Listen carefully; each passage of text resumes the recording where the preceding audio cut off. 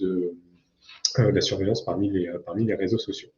Alors, aujourd'hui, c'est un sujet, les réseaux sociaux, je pense que nos clients nous en parlent depuis qu'on a créé la société. Quand est-ce que vous allez avoir une offre sur les réseaux sociaux? Très régulièrement.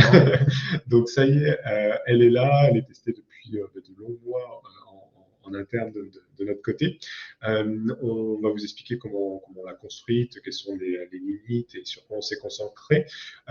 Aujourd'hui, l'offre, elle est concentrée sur les usernames. Donc, les usernames, ça va être vraiment les noms de compte, donc le nom de votre chaîne sur YouTube, le nom de l'entreprise sur Twitter. Elle va être vraiment concentrée sur ces éléments-là. On ne va pas proposer de surveillance, par exemple, sur un hashtag. C'est pas du tout le cœur de la surveillance. On est concentré sur les usernames avec 10 réseaux sur lesquels on va être positionné. Donc les 10 réseaux, c'est ceux qui s'affichent actuellement. Nous allons avoir Facebook, Instagram, LinkedIn, YouTube, Pinterest, Twitch, TikTok, Snapchat, Twitter, Vimeo, qui sont les 10 plateformes les plus utilisées aujourd'hui sur les réseaux. Cette offre-là, on l'a voulu aussi volontairement assez abordable financièrement parce qu'elle est à 1 euro par jour, soit 365 euros par an. Elle est disponible donc via des livrables par mail, un petit peu comme le même principe que la surveillance de marque parmi les domaines que vous connaissez. Et ces résultats vont être aussi disponibles sur votre extranet client. Donc c'est à disposition, c'est un bouton supplémentaire en fait dans votre extranet client. Donc, on détaillera avec Anthony d'ici quelques minutes le contenu de l'offre, mais l'idée, c'était vraiment d'avoir quelque chose concentré sur les usernames parmi les principaux réseaux sociaux à un tarif très abordable pour pouvoir satisfaire nos clients, cabinets juridiques notamment, qui puissent se proposer avec leurs honoraires auprès de leurs clients finaux. Alors, on va voir les différents sujets qu'on peut trouver en fait autour des usernames. Alors, pourquoi c'est intéressant de pouvoir surveiller les usernames sur les réseaux sociaux? C'est qu'en fait, les réseaux vont permettre de les récupérer assez facilement lorsqu'on a une marque enregistrée. Alors, quels sont les cas qu'on remarque aujourd'hui d'abus sur les réseaux sociaux? Il y a des faux comptes qui peuvent être enregistrés, donc de l'usurpation d'identité. On peut avoir des gens qui vendent de la contrefaçon. On a aussi souvent des distributeurs, des franchisés, des gens qui sont dans l'environnement en fait de l'entreprise qui vont procéder à ce type d'enregistrement, ce qu'on peut appeler un peu le shadow IT, c'est-à-dire j'ai le magasin de la Fnac à Bordeaux, pour son compte Twitter, il va enregistrer Fnac Bordeaux sans avoir peut-être demandé l'information à un tiers. Donc aujourd'hui, on est capable de détecter en fait ce type de création de compte via notre surveillance de réseaux sociaux. Alors, quand on détecte ça, comment on peut réagir? Quelles sont les solutions que mettent en place les réseaux sociaux? Alors, je pense que vous les utilisez de façon quotidienne, comme nous tous. Par contre, je ne sais pas si certains d'entre vous se sont amusés à lire les conditions générales d'utilisation de ces médias sociaux. Alors, déjà, souvent, ce qu'on vous dit, c'est que ça n'a aucune valeur, la version que vous lisez en français, c'est la version en anglais en fait qui prévaut. Mais si vous amusez à les lire et vraiment en résumé et en condensé, ce qu'ils vont indiquer, c'est qu'ils ne sont pas responsables du contenu qui est publié en fait par les utilisateurs, vous et moi à ce niveau-là, et ils se positionnent comme un juge de moralité en fait, avec un pouvoir décisionnaire qui va leur permettre d'un contrôle total sur les comptes et de pouvoir les supprimer, les fermer des comptes, un peu comme ils le souhaitent. Alors, assez régulièrement, il y a des polémiques là-dessus. Je pense qu'un des tout premiers cas de fermeture de compte temporaire, ça avait été pour Kiabi autour des années 2000, qui n'avait pas respecté les conditions générales d'organisation d'un jeu concours sur Facebook, et Facebook avait tout simplement débranché la page de Kiabi. Mais on peut en retrouver d'autres cas plus récents. On pense à la présidentielle américaine notamment. Le compte de Donald Trump avait été fermé. On peut penser aussi à un élément assez polémique il y a quelques années où Facebook en fait avait fermé le profil d'un professeur d'histoire-géographie qui avait repris comme photo de profil la peinture de Courbet, L'origine du monde, donc est un sexe féminin en gros plan. Facebook avait considéré que c'était de la pornographie et donc avait supprimé le compte de cette façon-là. Plus récemment également, le rappeur Booba a vu son compte Instagram supprimé donc pour avoir publié de mémoire une sextape d'un autre rappeur avec qui il était en clash. Donc, on a régulièrement ce type de fermeture de compte, tout simplement parce que les utilisateurs n'ont pas respecté les conditions générales d'utilisation que personne n'a lues à ce sujet-là. Donc, ça peut avoir un impact économique important parce que quand vous perdez vos followers ou autres, forcément, toute la communauté que vous avez créée, vous n'avez plus à disposition pour vendre vos produits, comme on peut l'imaginer par exemple pour Booba et ses places de concert, ses produits dérivés et compagnie. Donc, les conditions générales de l'utilisation de ces médias vont permettre ont la possibilité comme ça de supprimer des comptes. Par contre, ce qui est très intéressant pour les marques, c'est qu'ils ont des formulaires en fait qui vont vous permettre, quand vous êtes une marque, de signaler un contenu qui pourrait vous gêner, un nom de compte qui pourrait être inapproprié. Alors, on n'a pas mis les 10 réseaux qu'on surveille via la surveillance username de ce business. Je ai mis quelques liens ici, notamment pour Facebook, où quand j'ai un problème, en fait, quand quelqu'un a enregistré un nom qui reprend ma marque sur Facebook, j'ai un formulaire de signalement qui est à disposition où je vais rentrer mes différentes coordonnées pour obtenir le retour de Facebook à ce sujet. Donc, ces procédures de dénonciation en ligne, elles sont très rapides, elles sont gratuites, donc c'est quand même très intéressant par rapport aux litiges qu'on peut avoir, par exemple, sur les noms de domaine, avec les frais du centre d'arbitrage de l'OMPI qu'on peut avoir. Vous avez un autre exemple sur Twitter, donc où vous avez une rubrique, un aide sur les problèmes de propriété intellectuelle. J'ai un problème avec une marque déposée, je voudrais le signaler. Je suis le détenteur de la marque ou je travaille directement pour le détenteur de la marque. Donc ça, c'est quand même très utile également pour les cabinets juridiques où vous pouvez représenter vos marques. Ensuite, donc, vous allez indiquer qui vous êtes tout simplement auprès du réseau. Si on continue à dérouler le formulaire, on va pouvoir indiquer, signaler le compte qui pose problème, détailler un petit peu le problème que vous rencontrez à ce niveau-là, et puis on va indiquer toutes les informations par rapport à la marque enregistrée, son numéro d'enregistrement, le pays, la date, etc. Et vous envoyez ça à Twitter, et vous allez avoir un retour très rapide, en règle générale, des médias sociaux. Parfois, le problème peut être réduit même en l'espace d'une journée. Alors, je ne sais pas, avec Twitter qui a perdu beaucoup d'effectifs ces derniers temps, si ça va continuer à être aussi réactif, mais en moyenne, on a quand même des retours qui sont très prompts des équipes de ces différents réseaux sociaux. Alors, c'est intéressant comme solution. Toutefois, si vous considérez qu'il y a un retrait abusif, vous pouvez vous opposer à la décision. Il y a quelques années maintenant, comme ça, Facebook avait fermé en fait une page de fans non officielle, Plus belle la vie, qui avait quand même 600 000 fans à l'époque. Et la série télé, sur la base de sa marque à enregistrer, avait demandé à Facebook de faire fermer cette page pour récupérer le compte. Et Facebook l'avait fermé par rapport à ses conditions générales. Il estimait que c'était légitime. Et le titulaire de la page non officielle s'est opposé à cette décision et a obtenu gain de cause. Et Facebook a été contraint de rétablir en fait cette page de fans, notamment parce qu'il n'y avait pas d'activité économique qui était liée sur l'exploitation de la page et donc un usage qui était assez légitime. Mais j'insiste un tout petit peu sur ces cas de marque où il est simple de récupérer un username. Pourquoi? Parce qu'on a souvent, par rapport aux équipes marketing, le nom est pris, je vais prendre un autre nom. Prenez ici le cas de l'INSEC, c'est une école où j'enseigne depuis de très nombreuses années. Le compte de l'INSEC, vous voyez, il est enregistré par quelqu'un depuis 2014 et ils n'en font rien. Et ce n'est pas l'INSEC. L'INSEC, s'il prenait les 10 minutes pour remplir le formulaire qu'on a vu il y a quelques instants, il pourrait récupérer le nom de cette façon-là. Et donc, ce qu'on se rend compte assez régulièrement quand on regarde les pages comme ça, les footers où on a les différents réseaux, on se rend compte que j'ai l'impression que beaucoup d'équipes web marketing, quand le nom est pris, ils ne cherchent pas à le récupérer et vont tout de suite faire une alternative avec une écriture différente. Récemment, on a fait un article sur renouvelé.fr qui parlait des pompiers des Bouches-du-Rhône qui avaient récupéré un de leurs noms de domaine qui s'avait laissé expirer.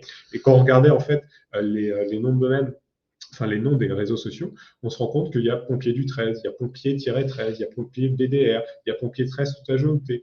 On a plein de noms différents parce que les autres noms sont parfois pris et qui n'ont pas pris le temps de faire la démarche pour récupérer ces comptes, alors qu'ils ont la marque qui est traite.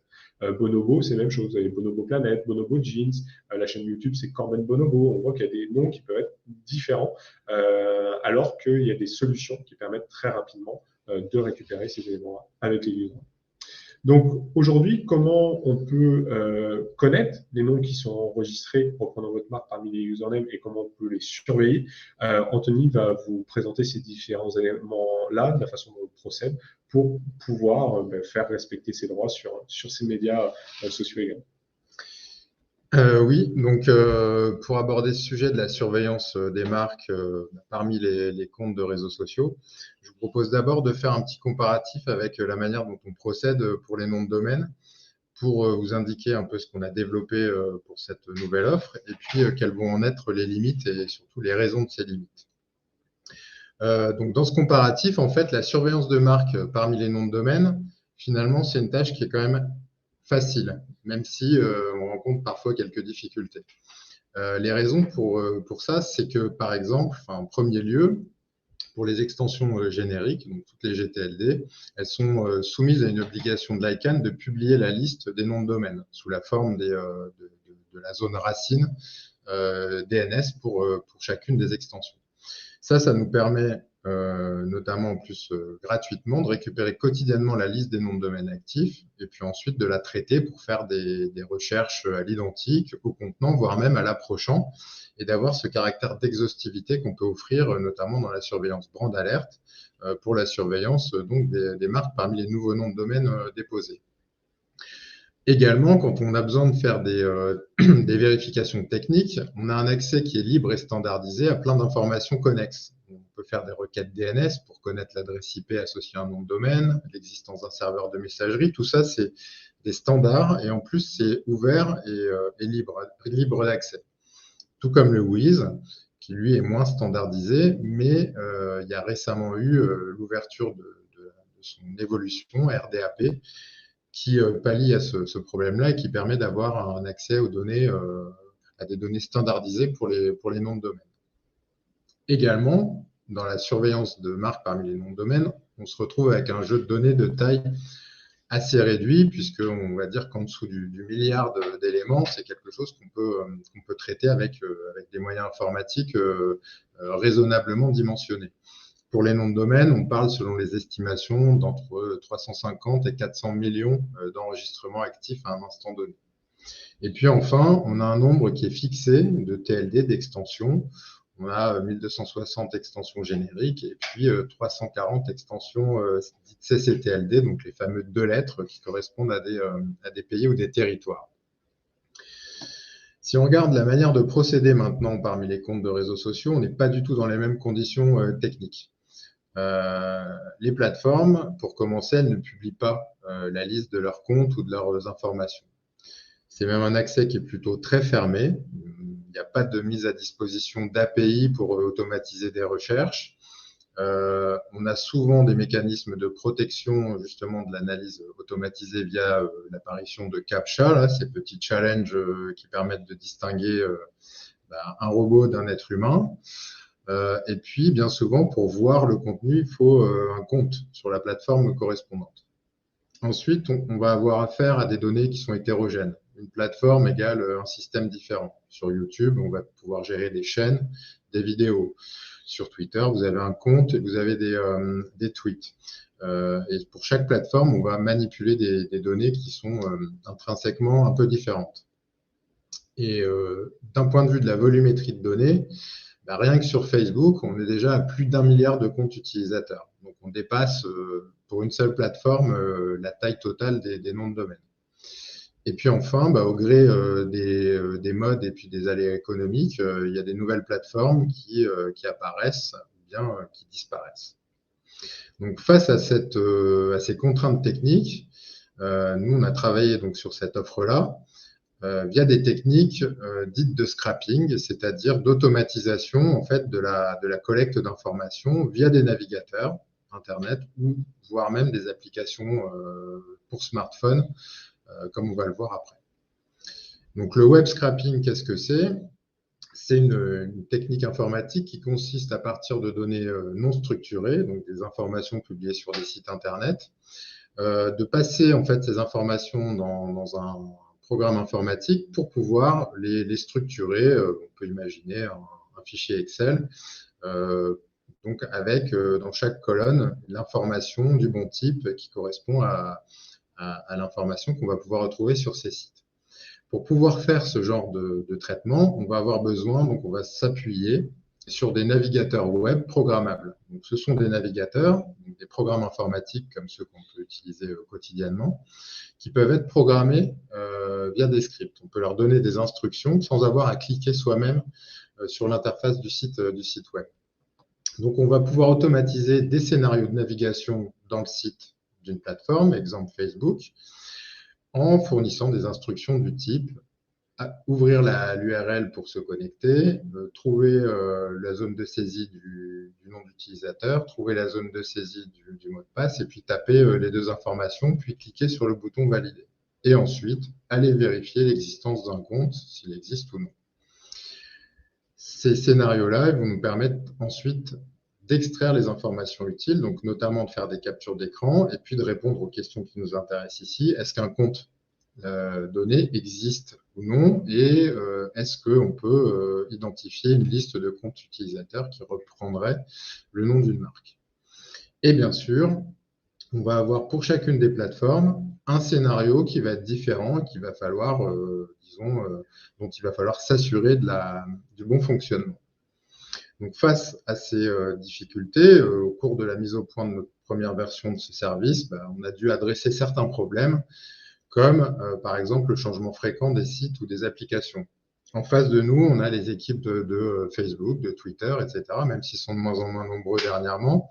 Les mises à jour de l'interface utilisateur sont très fréquentes. Il y a un travail permanent sur les améliorations des sites et des applications qui font que nos scripts qu'on a mis au point juste avant pour aller chercher l'information peuvent casser du fait que le bouton ne se trouve plus au même endroit ou que la structure technique du site a changé.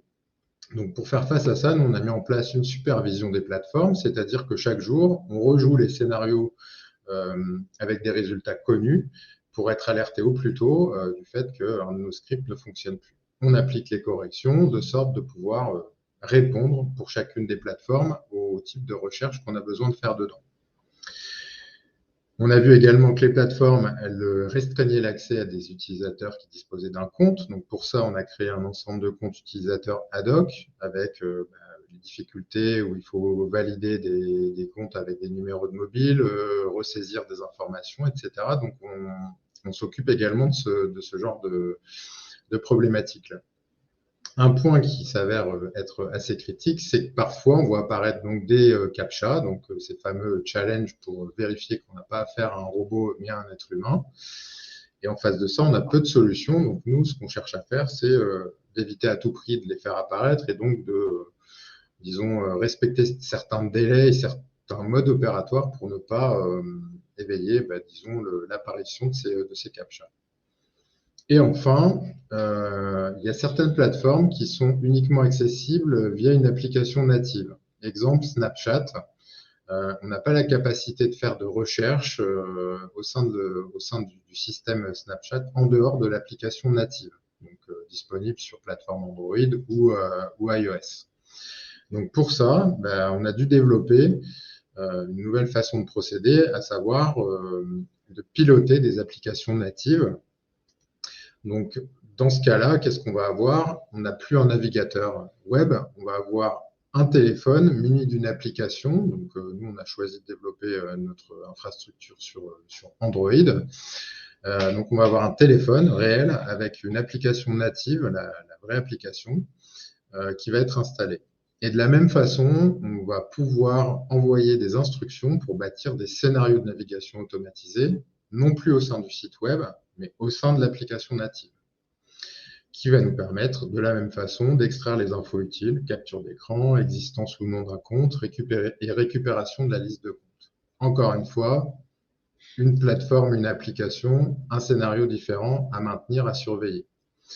On va voir ici quelques exemples de comment ça fonctionne sur nos tests donc, préliminaires. À gauche, là, on a donc en accéléré le test de l'existence du compte Solid Names à gauche sur LinkedIn, à droite sur Twitter.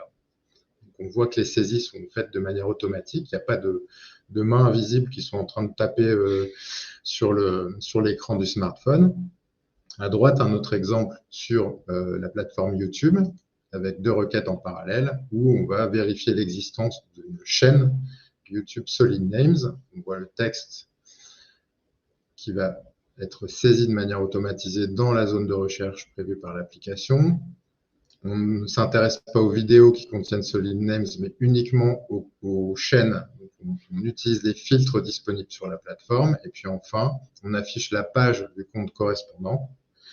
Et comme il s'agit de scrapping, le but du jeu, c'est de récupérer les informations structurées. On voit que les captures et les données sont récupérées de manière programmatique et qu'on va ensuite pouvoir réaliser donc les alertes ou les audits nécessaires pour avoir un état des lieux en fait, de l'utilisation d'une marque parmi les plateformes qu'on est capable de surveiller.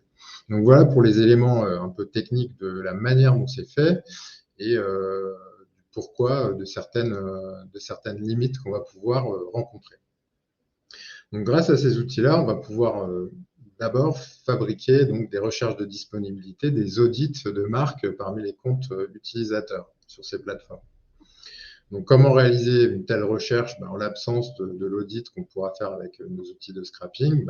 Première étape, c'est procéder manuellement donc, sur les interfaces des différentes plateformes et puis il faut répéter ça sur chacune des plateformes. En ligne, on peut également trouver certaines plateformes, il y en a plusieurs. Alors, on a repris un exemple ici de l'une d'entre elles qui permettent de faire des requêtes. Par exemple, si on teste Solid Names ici, donc il s'agit d'une recherche qui va pouvoir être faite à l'identique et qui va nous indiquer, par exemple, donc là c'est en train de calculer des résultats, que par exemple le compte est pris, le compte Twitter est déjà pris, le compte Facebook est pris, que le compte YouTube est disponible, ce qui est faux puisqu'on a une chaîne, et puis que sur la plateforme Medium, par exemple, on a un compte Solid Names, ce qui n'a pas l'air d'être le cas puisque ce compte-là n'existe pas. Donc, on est avec ce genre d'outils-là sur des outils qui sont assez peu fiables, qui ne permettent pas d'avoir de livrables que vous pourriez commenter et délivrer à vos clients, et puis qui n'intègrent pas la recherche au compte. Donc, le premier produit qu'on a développé dans le cadre de cette surveillance des usernames, c'est un audit qui permet d'avoir des résultats à l'identique et au contenant sous la forme d'un livrable au format mail et Excel. Le livrable mail se présente de cette façon-là, un peu comme les avis qu'on a l'habitude d'envoyer sur Brand Alert ou CQRL. Donc ici, à gauche, on va avoir, ici, pour une surveillance à l'identique sur Solid Names, la liste des comptes, LinkedIn, YouTube, Twitter, avec les captures d'écran et les liens pour les versions web vers les comptes en ligne. Pour les applications natives Android, on ne peut pas vous proposer un lien puisqu'il ne s'agit pas de contenu. Le contenu n'est consultable que dans l'application native. Dans le mail, on reprend également le paramétrage employé, c'est-à-dire la surveillance. Est-ce qu'elle se fait sur la version web ou sur la version application mobile de la plateforme? Ça peut être les deux, on le voit ici pour Twitter. On a la version web avec sa capture d'écran et la version native de l'applicatif Twitter. Et les captures d'écran sont fournies en pleine résolution, c'est-à-dire qu'on peut, en fait, c'est la même résolution que celle qu'on a quand on consulte le site ou l'application, et donc on peut zoomer et lire le texte présent pour réaliser les vérifications qui peuvent s'imposer ou justifier de la reprise d'un logo ou d'une marque déposée dans le compte qui serait un compte litigieux. De la même façon, on propose une surveillance de détection donc, des nouveaux comptes reprenant une marque. Pour ce faire, on va procéder de la manière suivante. À intervalles réguliers, on va répéter un audit à l'identique puis au contenant. C'est quelque chose qui arrivera un peu plus tard au niveau de nos déploiements dans la plateforme. Et puis, on va comparer les situations entre deux relevés consécutifs, ce qui va nous permettre pour l'identique de vous notifier de l'apparition d'un nouveau compte qu'on n'avait pas vu avant ou de la disparition d'un compte suite, par exemple, à une plainte, comme l'a expliqué Jean-François. Pour la surveillance au contenant, on va avoir une limitation que je vais expliquer après, c'est qu'on va être limité au nombre de résultats qu'on va pouvoir collecter à chaque relevé.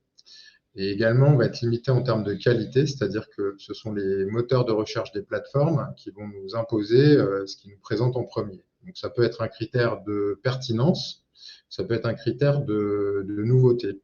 Donc, nous, on va collecter un ensemble de nouveaux de résultats tels que fournis par les moteurs de recherche des différentes plateformes. On va accumuler cette liste de comptes identifiés. Et puis, dès lors qu'on aura rencontré un compte qu'on ne vous avait pas encore notifié, on pourra vous envoyer une alerte sur la partie au contenant. Les plateformes qui sont supportées, elles sont listées ici, donc Facebook, Snapchat, Instagram, etc. On vous indique également la manière, les scénarios qu'on a réussi à mettre au point pour pouvoir les interroger. Web, c'est plateforme, c'est du scrapping web. App, c'est l'application native. On a encore du travail pour pouvoir, par exemple, traiter Facebook, dont l'application ne se laisse pas scraper comme on le souhaiterait. Et puisque la collecte d'informations au contenant est forcément limitée par la capacité des moteurs de recherche des plateformes et aussi par le temps de traitement qu'on peut consacrer à chaque requête, on va avoir certaines limitations au nombre de résultats sur ce qu'on va pouvoir collecter à chaque fois. Enfin, notre offre, elle est volontairement limitée à un type de contenu qui sont les comptes utilisateurs. Donc, il faut avoir bien conscience que sur Facebook, par exemple, on ne va remonter que des comptes utilisateurs, donc pas les groupes, pas les événements, pas les pages. Sur Snapchat, les utilisateurs, mais pas les fils, pas les stories. Sur LinkedIn, les pages entreprises, mais pas les comptes utilisateurs. Donc, ces limitations-là, en fait, elles viennent quand même elles se justifient en fait par notre engagement à nous de rendre ces informations fiables dans les limites qu'on a décrites ici, et aussi un tarif qui est bien plus abordable pour une surveillance basée sur les réseaux sociaux.